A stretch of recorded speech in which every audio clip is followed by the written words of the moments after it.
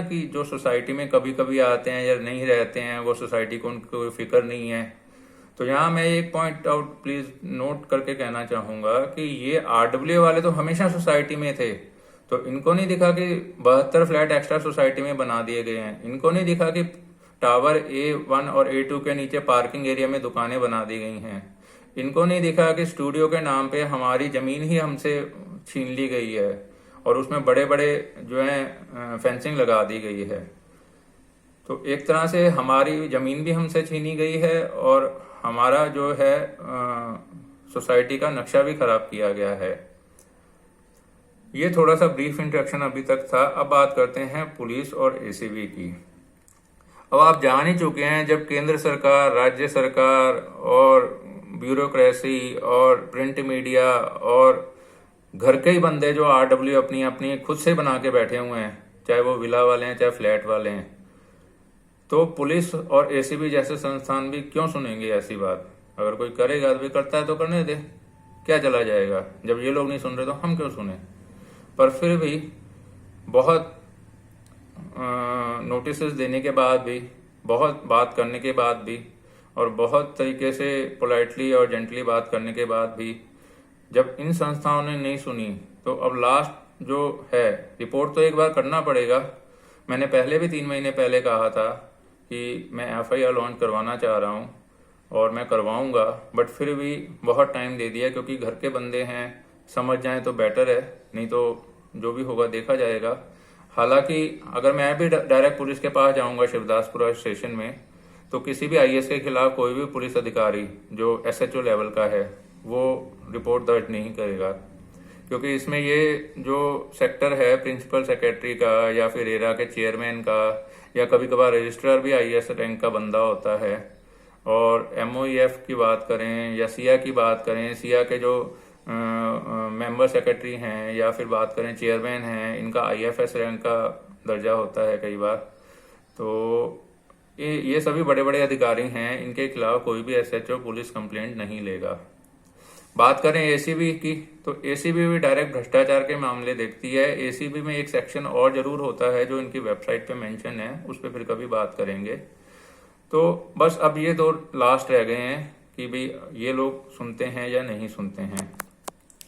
पर मेरी इस वीडियो से आपसे फिर यही है रिक्वेस्ट कि कृपया इस मामले को सीरियसली लें, कॉलोनीज में एंक्रोचमेंट हटाएं और एंक्रोचमेंट के बारे में एक मैं अलग से भी वीडियो बनाऊंगा जिसमें कोशिश होगी कि अगर मैं वीडियोज या फोटोज ले सकूं तो वो दूंगा।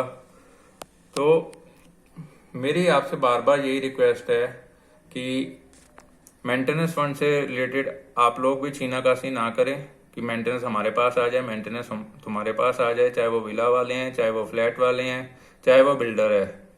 और रही बात मेरे मेंटेनेंस की, तो मेरा मेंटेनेंस पैसा मुझे वापस चाहिए, वो चाहे बिल्डर हो, चाहे फ्लैट के पास पड़ा हो, चाहे आरडब्ल्यू के पास पड़ा हो, विला वाली के पास पड़ा हो या आने वाले टाइम में हो, कुछ भी है, मुझे अपना मेंटेनेंस फंड वापस चाहिए, हर सूरत में चाहिए। जो भी आज तक मुझसे मेंटेनेंस चार्जेस लिए गए हैं वो मुझे वापस चाहिए और ब्याज के सहित चाहिए।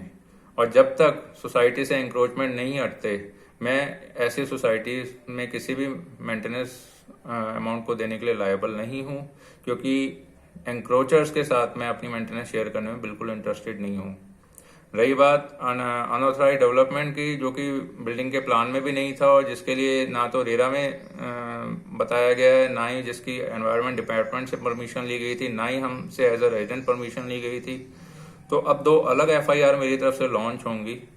मेरी रिक्वेस्ट होगी लोकल पुलिस से, शिवदासपुरा पुलिस स्टेशन से, कि मेरी कंप्लेंट ले, जिसमें एक एफआईआर तो मेंटेनेंस से रिलेटेड होगी, जिसमें ये सभी प्राइवेट ऑर्गेनाइजेशन, उसके अलावा आरएमए के सभी मेंबर्स जो आज तक जितनी भी आरएमए रही हैं, 2019 की आरएमए से लेकर अभी तक की जितनी भी आरएमए रही हैं उनके नाम होंगे।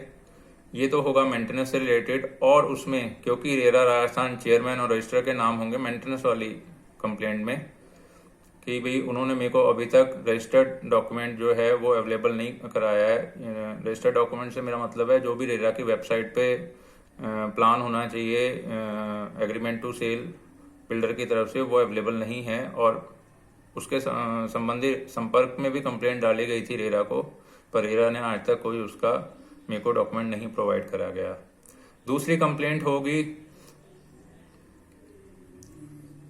अनऑथराइज डेवलपमेंट को लेकर, क्योंकि इन्हीं सभी सरकारी विभागों ने मेरी नहीं सुनी है, तो पुलिस के पास में जो दूसरी कंप्लेंट पैरेलल लॉन्च होगी वो उसमें ये सभी नाम होंगे जो ये आए हैं।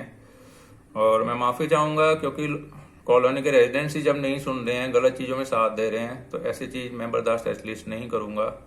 तो मेरी अंतिम में यही है, आपसे रिक्वेस्ट है कि आप सही चीज का साथ दें, सही काम का साथ दें, irrespective of the flat and villa issues, या irrespective of the your personal grudges या रिलीजन मैटर, या इस टाइप के मैटर जो कि सोसाइटी की कॉमन इंटीग्रिटी या कॉमन जो फिजिकल प्रेजेंस है सोसाइटी में उसको डिस्टर्ब करें। इसी के साथ मैं अभी ये आज का जो पार्ट 3 वीडियो वो समाप्त करूंगा।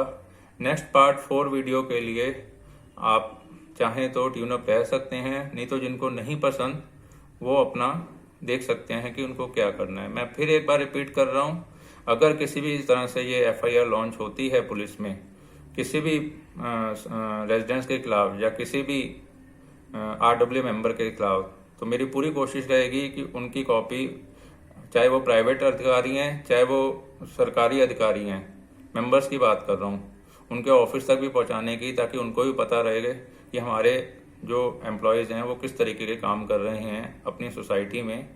और उनका HR डिपार्टमेंट ये डिसाइड करे कि अगर किसी एम्प्लॉय, चाहे वो प्राइवेट है चाहे वो सरकारी है, उसके खिलाफ FIR लॉन्च होती है तो उनका HR डिपार्टमेंट जो भी है वो एक्शन लेने के लिए जो भी है तैयार है। धन्यवाद।